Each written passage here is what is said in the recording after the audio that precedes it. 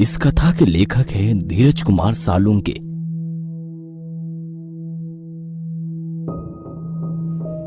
रात के 2 बज रहे थे। एक 30-35 साल की औरत सुनसान रास्ते पर ऑटो का इंतजार कर रही थी। तभी उसी रास्ते पर एक ऑटो आ गया। जैसे ही उस औरत ने हवा में हाथ लहराया, वैसे ही ऑटो ड्राइवर ने ऑटो उसके पास जाकर रोक दी। कहाँ जाना है मैडम? ऑटो ड्राइवर ने उस औरत से पूछा। अवंती नगर। औरत ने उत्तर दिया। ऑटो ड्राइवर ने अपना मोबाइल निकाला और गूगल मैप पर अवंती नगर की तलाश की, क्योंकि वो शहर में नया ही आया था और वो पहले कभी अवंती नगर की ओर नहीं गया था। अवंती नगर वहां से 7 किलोमीटर की दूरी पर था। भाड़ा 300 रुपए होगा मैडम, ऑटो ड्राइवर ने औरत से पूछा। क्या 300 रुपए? भैया 300 बहुत ज्यादा है, 200 में छोड़ दो। उस औरत ने ऑटो ड्राइवर से कहा। ऑटो ड्राइवर ने उस औरत को सिर से पैर तक देखा और कुछ देर सोचकर वो बोला, बैठिए, छोड़ देता हूं। वो औरत ऑटो में बैठ गई और ऑटो अवंती नगर की तरफ निकल पड़ा।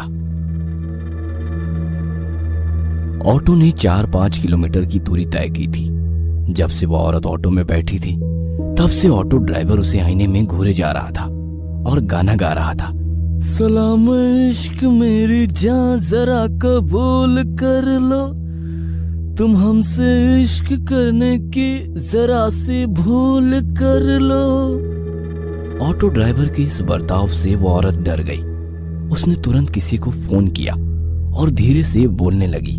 वैसे ही रिक्शे वाले ने गाना बंद कर दिया और उसकी बातें सुनने की कोशिश करने लगा।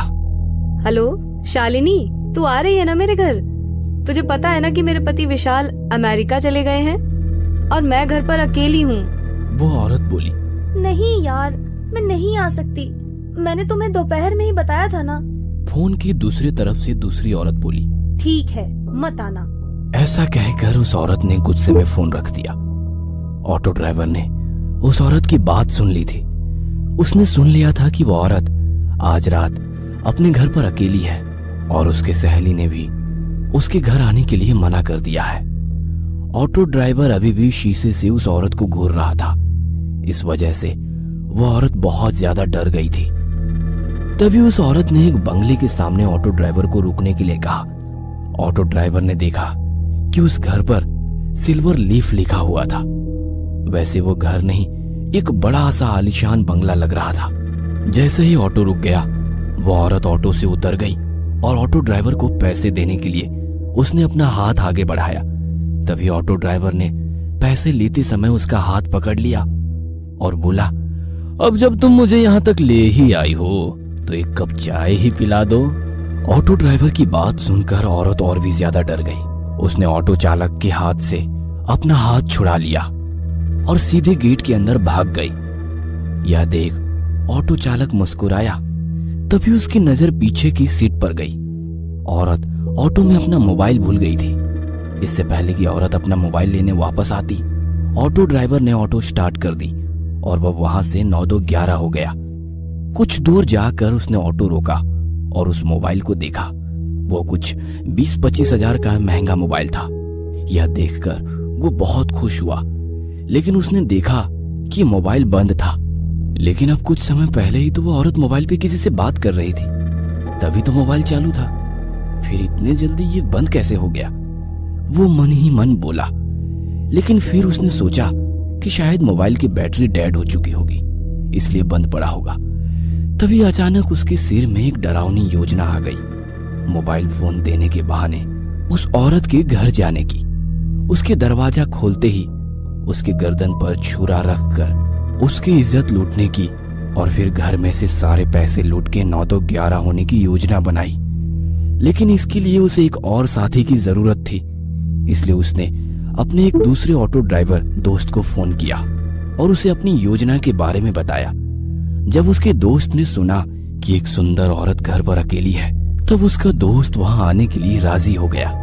उसने अपने दोस्त को उस औरत के घर का पता बताया और उसे तुरंत वहां आने के लिए कहा और खुद उस औरत के बंगले के बाहर जाकर रुक गया। 10-15 मिनट बीत गए थे पर फिर भी उसका दोस्त अभी तक नहीं आया था।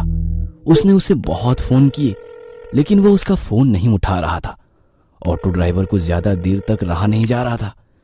उसे उस औरत का चेहरा बार बार उसकी आंखों के सामने दिखाई दे रहा था। उसके वो हवा में उड़ने वाले बाल उसकी आंखों के सामने आ रहे थे। उसके परफ्यूम की महक अभी भी उसकी नाक में बस गई थी। तो उसने अपने दोस्त को मैसेज किया, मैं अंदर जा रहा हूं, तुम्हारे लिए दरवाजा खुला रखूंगा, जल्दी आ जाना।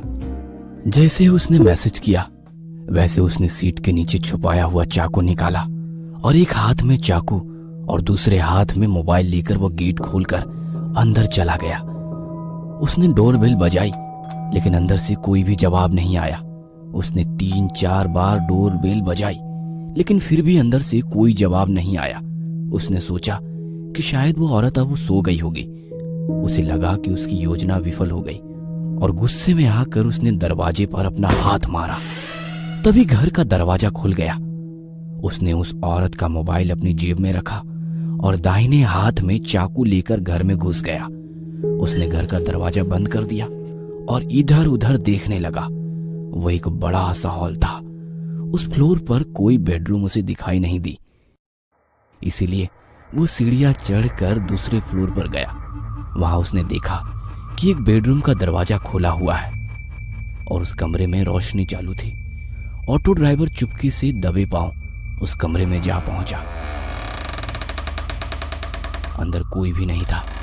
तभी उसे बाथरूम में से पानी गिरने की आवाज सुनाई दी। अच्छा, तो वो औरत बाथरूम में है, इसलिए उसे डोरबेल की आवाज सुनाई नहीं दी और इसीलिए उसने दरवाजा नहीं खोला।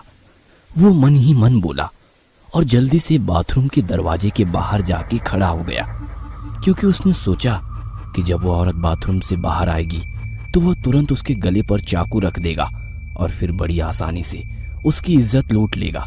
तभी अंदर से दरवाजे की कुंडी खुलने की आवाज आई। ऑटो ड्राइवर हाथ में चाकू पकड़कर सतर्क हो गया, क्योंकि वह औरत अब बाहर आने वाली थी। लेकिन 2 मिनट बीते, 4 मिनट बीती, पर वो औरत अभी तक बाथरूम से बाहर नहीं आई थी। आखिरकार ऑटो ड्राइवर ने बाथरूम के दरवाजे को अंदर धकेल दिया। जैसे ही उसने दरवाजा अंदर धकेला, वैसे ही उसकी नाक में सड़े हुए मांस की बदबू घुस गई। उसने अपने बाएं हाथ से अपनी नाक बंद कर ली और बाहर से बाथरूम में झांक कर देखा और सामने का नजारा देख उसके पैरों तले जमीन खिसक गई। डर के मारे वो थर थर कांपने लगा, क्योंकि बाथरूम के बाथ टब में 8-10 लाशों का एक ढेर था। वो डर की मारे पीछे हटने ही वाला था कि तभी उस औरत ने पीछे से आकर ऑटो ड्राइवर की कमर में लात मारी और वो बाथरूम में जा गिरा। ऑटो ड्राइवर बाथरूम में गिरते ही उस औरत ने झट से बाथरूम का दरवाजा बंद कर दिया। जैसे ही ऑटो ड्राइवर ने उसकी दाईं तरफ देखा, वो पसीने से तरबतर हो गया और उसने उठकर दरवाजा खोलने की कोशिश की, लेकिन दरवाजा नहीं खुला, क्योंकि उस औरत ने बाहर से दरवाजा बंद कर दिया था। उसे पता चल चुका था कि उस औरत ने जानबूझकर उसे बाथरूम में बंद कर दिया है। ऑटो ड्राइवर दरवाजा पीट पीट कर जोर जोर से चिल्लाने लगा, मैडम दरवाजा खोलो, मैडम मैं आपके पैर पकड़ता हूं, मुझे यहां से बाहर निकालो, मुझसे गलती हो गई मैडम, मुझे माफ कर दो मैडम। वो भीख मांग रहा था, लेकिन बाथरूम के बाहर से कोई जवाब नहीं आया। बाथरूम के बाहर सन्नाटा फैल गया। आखिरकार दरवाजा पीट पीट कर उसके हाथ दुखने लगे और उसने दरवाजा पीटना बंद कर दिया। उसने उसकी दाईं ओर देखा, वैसे ही उसे बाथ टब में लगा लाशों का ढेर दिखाई दिया। 8-10 लाशें एक के ऊपर एक रखी हुई थी और हैरानी की बात तो यह थी कि उन सभी लाशों के ऊपर ऑटो ड्राइवर की यूनिफॉर्म थी। इसका मतलब ये था कि वे सभी लाशें ऑटो ड्राइवर की थी।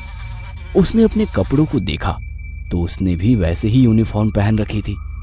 बाथ टब के बगल में मोबाइलों का ढेर पड़ा हुआ था। ऑटो ड्राइवर ने उसकी जेब से मोबाइल निकाला और वो फिर एक बार चौंक गया, क्योंकि बिल्कुल वैसे ही मोबाइल का ढेर था। वो समझ गया कि उसे धोखे से फंसाया गया है। उस औरत का ऑटो में कहना कि मैं घर पे अकेली हूं, और उसके बाद ऑटो में मोबाइल छोड़ना, ये सब उसकी ही चाल थी। और वह बुरी तरह से उसकी जाल में फंस चुका था। वो समझ चुका था कि वे सभी ऑटो ड्राइवर भी बिल्कुल उसकी तरह ही उस औरत के जाल में फंस गए थे, और वो बाद में उसी बाथटब में मर गए। अब उसके साथ क्या होगा, इसका ख्याल उसके मन में ही आ गया। क्या ऑटो ड्राइवर उस भूतिया बंगलों से बच निकलेगा? इन सभी सवालों के जवाब जानने के लिए इस कहानी का अगला पार्ट देखना मत भूलना।